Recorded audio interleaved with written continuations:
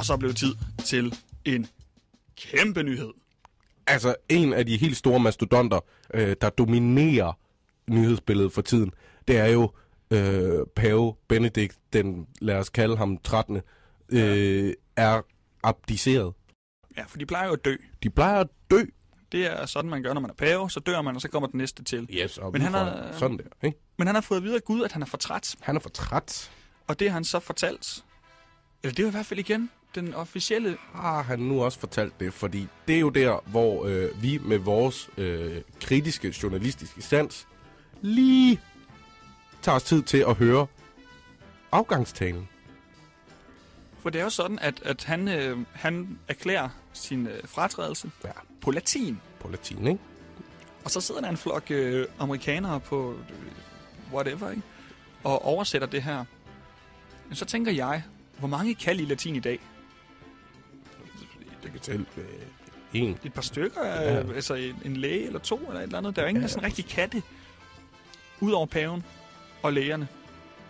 Men der er det heldigt, at vi er intet mindre end universitetsstuderende. Bam! Ligesom mange af jer lytter garanteret er. Og der har vi jo en forståelse af, at alle de her...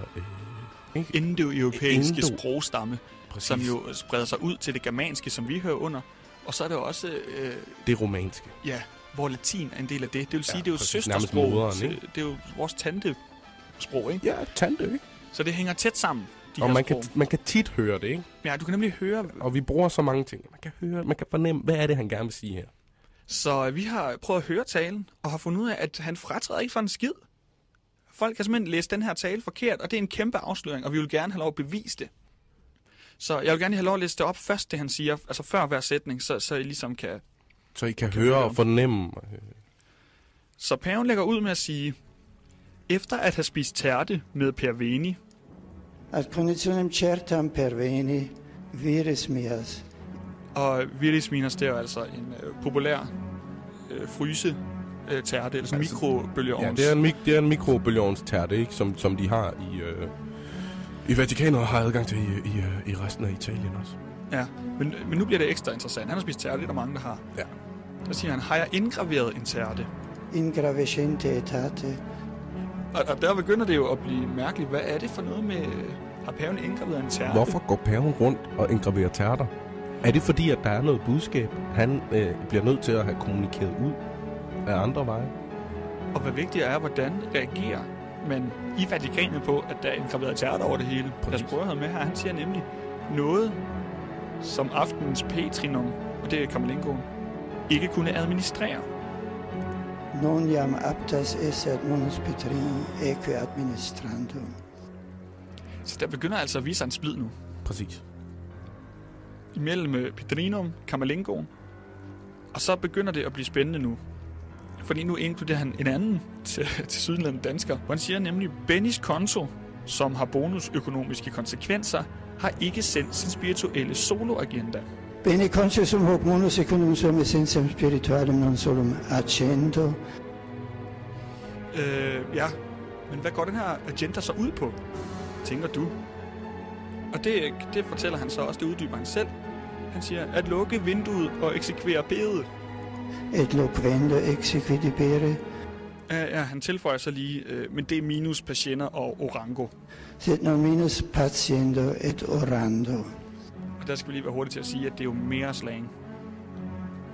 Der er her. Det er jo, han taler om menneskeaben, orangutang. Det er jo sådan, at hans residens ligger jo op af The Vatican Zoo til altså abebuerne, hvor han så ikke til menneskeaberne. Så ja, det er derfor minus patienter lige med orangutang. Det er vigtigt lige at få det med til jer, der ikke er så bekendte med den katolske måde. Zoologiske tradition, ikke? Ja. Men han fortsætter. Altså men, siger han. I munden, men også med midlertidigt, kan give rabiesmutationer i objektet. Attamen in mundo nostri temporis rapidis mutationibus subjecto. Og det er jo altså... det var der, hvor det gik op for mig. Hvad det er, der sker. Ja. Benedikt, han har et plettet rygte af helvede til.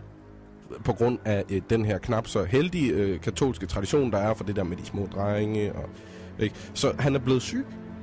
Ja. Han har fået rabies-mutationer i objektet, som vi jo alle sammen godt ved, hvad er. Jamen, han siger også at putte den også midlertidigt i munden. Kan simpelthen forsage det her. Ja. Og det er jo det, der er sket. Fordi så siger han, og spørgsmålet, hvor mange ponchoer tør file på Philip Peter Bartow? Et questionibus mani ponderis pro vita fide perturbato. Og narre Sankt Peter kunne være mandom. Ad navem sancti Petri gubernandam.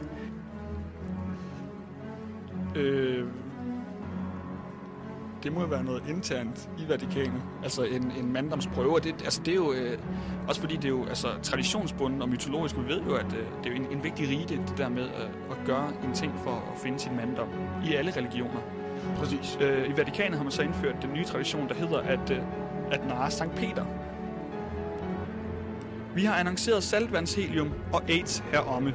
Et annonciandum evangelium etiam vigor. Så altså igen... Og der tager han æren for nogle vilde ting. Ja, så altså ikke kønssygdom, men sygdom, der har relationer til sex. Ja. AIDS, som stadig er et problem. Men der har han altså fundet kuren saltvandshelium. Ja. Så for den har de fundet det om. Og han ville gerne annoncere den, men kunne det lade sig gøre, Kasper? Nej, det kunne det ikke. Paven bliver sur. Fordi de kræver, at han har trukket patienterne fra, så han skal se på menneskeaberne hele tiden. De kræver, at han skal lave pranks på Sankt Peter, og det er altså, og at han ikke må indgravere tærter, hvor han vil, selvom det faktisk var i protest. Nu siges det så, at han træder af. Jeg siger, det her, det går langt over, hvad Dan Brown han overhovedet kunne forestille sig. Det lugter langt væk. Det lugter langt væk. Vi skal have Tom Hanks ud med sin symboltydning, og så skal vi edderbank med at have undersøgt alle Vilos Mios tærtebunden i hele Vatikanet. Fuck, hele Rom. Ja. Paven prøver at fortælle os noget her.